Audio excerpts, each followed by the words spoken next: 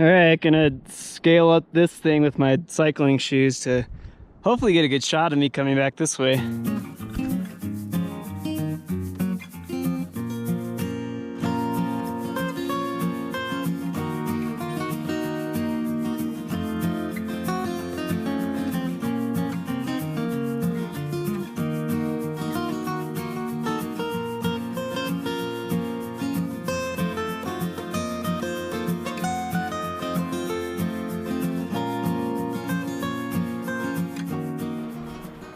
The shot looks alright, but now to get down. Oh my god.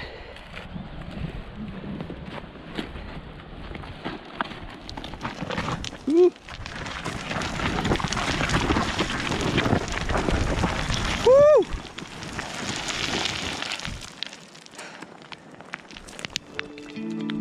Yikes.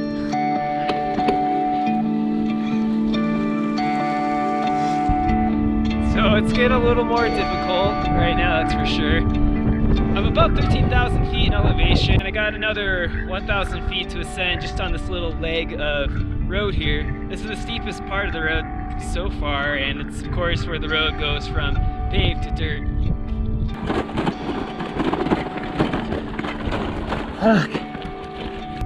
They say that once you get past 3,000 meters, you shouldn't ascend more than 400 meters a day. But I mean, I ascended double that yesterday, and I'll be ascending definitely more than 400 meters today. Last night I felt a little nauseous. I was coughing a little bit, so I may have had a little fluid in my lungs. Nothing too crazy though, and once I get up onto this pass, I'm not really gonna be ascending too much more in elevation. So I might as well just keep going and then let my body acclimate as I ride along the pass.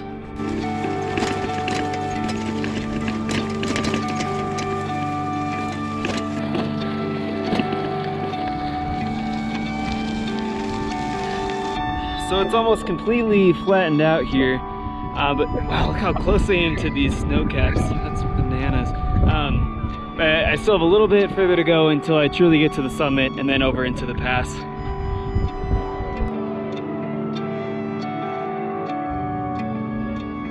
It's not until you're almost exactly to the summit that the road turns back into pavement.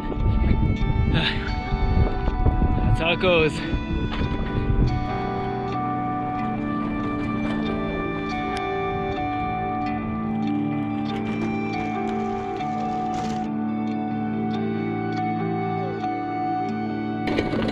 How's it going? Yeah.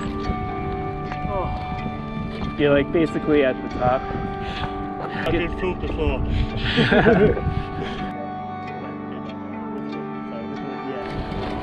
Move over.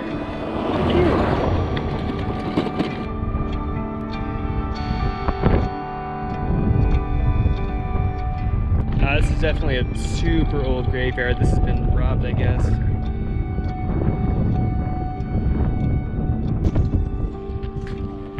Hello. Hello.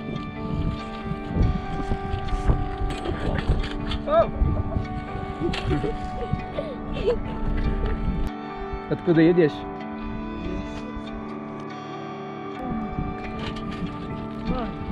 See ya. Where the hell are they going?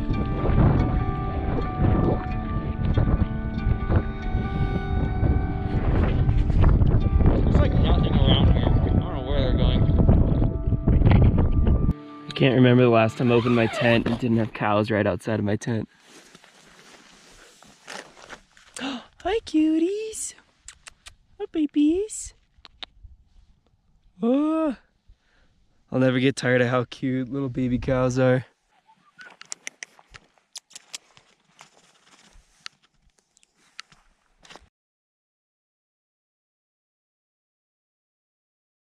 Cookie!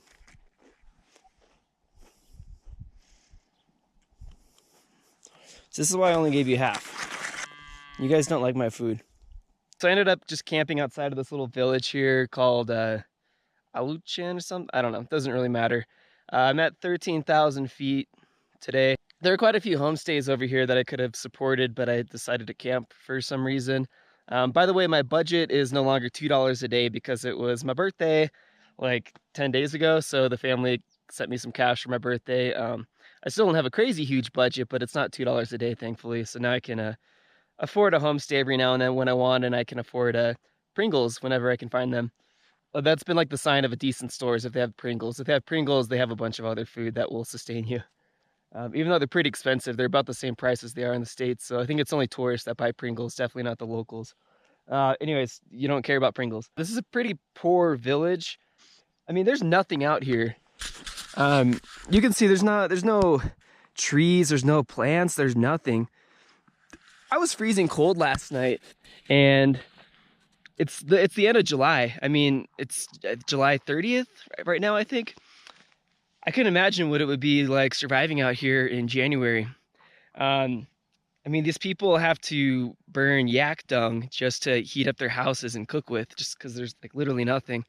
And I've mentioned before, like I've lived in Guatemala and I've seen poverty out there, but you know, at least in Guatemala, things still grow and they're in a climate that won't kill them. Out here, I mean, they don't have a lot of money as well, but I mean, yeah, it's I don't know, it's rough.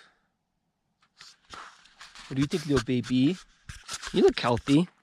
I don't know how you survive in the winter time. You gotta have people helping you, I'm sure. So majestic, so cute, but doesn't want to eat my cookies. This is the water source, but it looks to be a two-man job.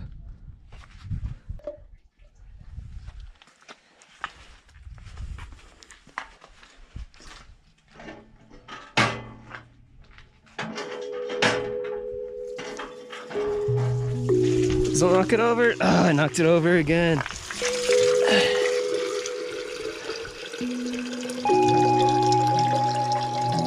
Come on, come on, come on, come on, come on, come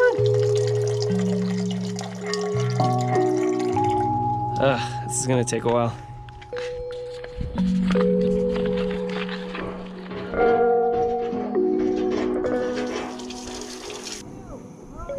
Good, how are you?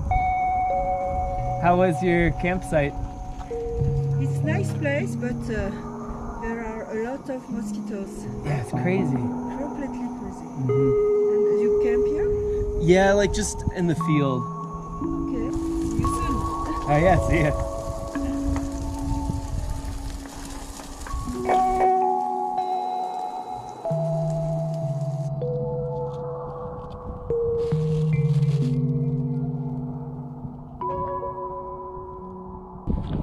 Abdullah?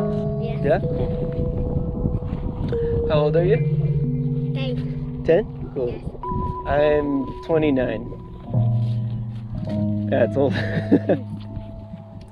And your name? Aruke.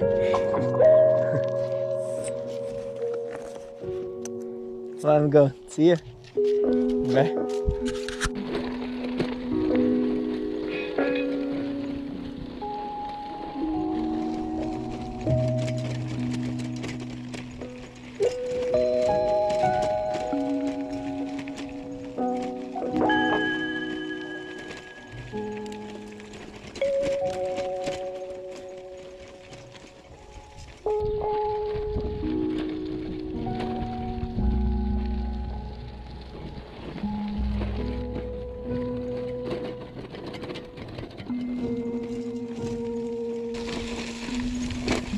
Hello.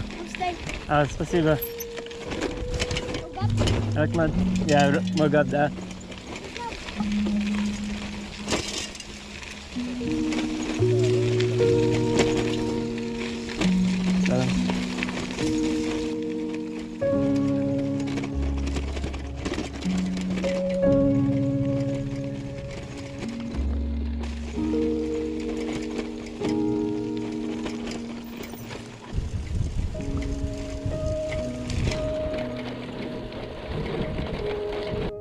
So what was this called? This is Katama. Katama, and that's the national food National of Kyrgyzstan. Cool.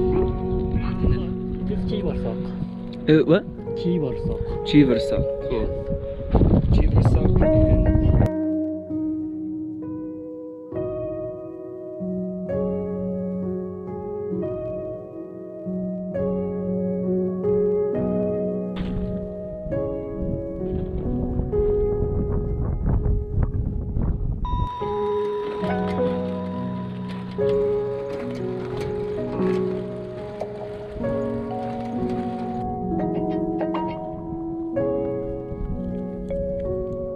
gotta say, this has been pretty sweet, like riding these fairly nice roads with just nobody else on them. You get the whole road to yourself with this beautiful scenery. It's pretty nuts.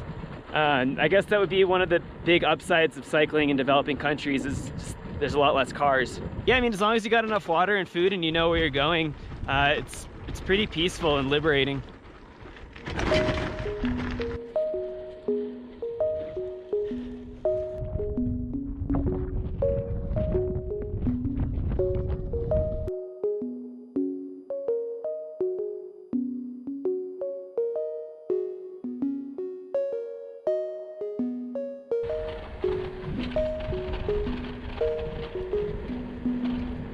This tailwind is so strong, it's just like riding an e-bike.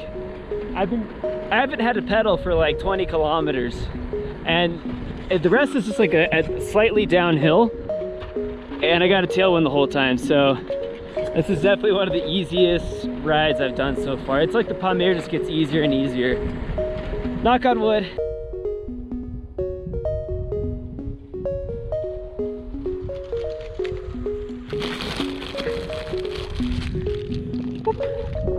That's a good catch.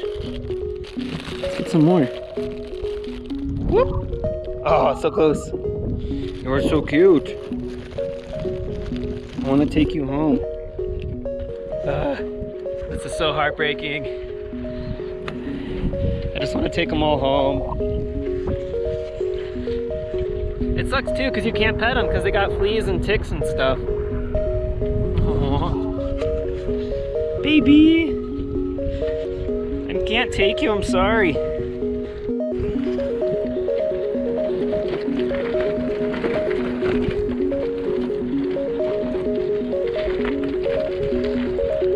Here comes the donk.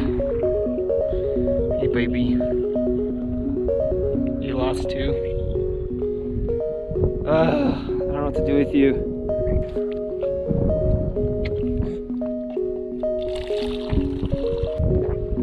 You go. Drink water. Look. Come on. You got some history with donk, don't you? There you go. Now we're drinking. Now something's happening. I'm not gonna adopt a dog. I can't adopt a dog. I mean, it's a 30-hour trip with 2 layovers just back to Arizona. But I can cook him a really nice meal, and then maybe I can lead him to Morgop. It's just this isn't a place for a dog. I mean, here's another one. Fuck. Is this your house? Hi, cutie. Oh my god. Hi, little baby.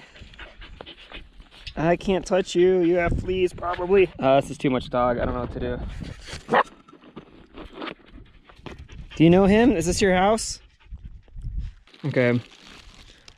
I think the white dog knows this dog because he's not being competitive. He's letting that dog eat. It might even be his pup. I don't know. God, I hope that's the case, because if that's their house, then they should be okay. I'm just gonna tell myself that they live here so that I don't feel bad about ditching them. Hey. Oh my gosh, you're so dumb. Yeah, there you go. Okay, last piece, dude. I'm getting good at the catching thing. Okay, little one. Little baby. Oh, no, it's right. Yep. You're so close. It's right there. It's right there. There you go. I mean, regardless, this is still a good place to camp. I just planned on being in Morgop today, but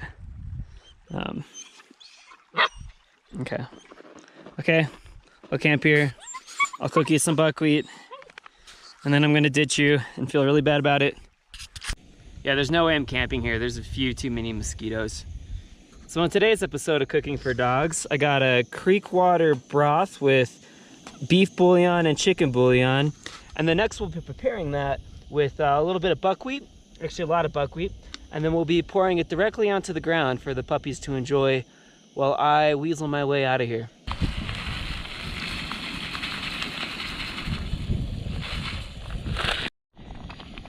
you don't eat this, I'm gonna be super pissed. Now the secret to this dish is to pour in just a little extra creek water to kind of cool down the buckwheat so they don't hurt the puppy's mouths. Just gonna pour it right there for you guys to get all up in. Okay, now I'm gonna make my escape. Okay, bye babies, I love you. See ya.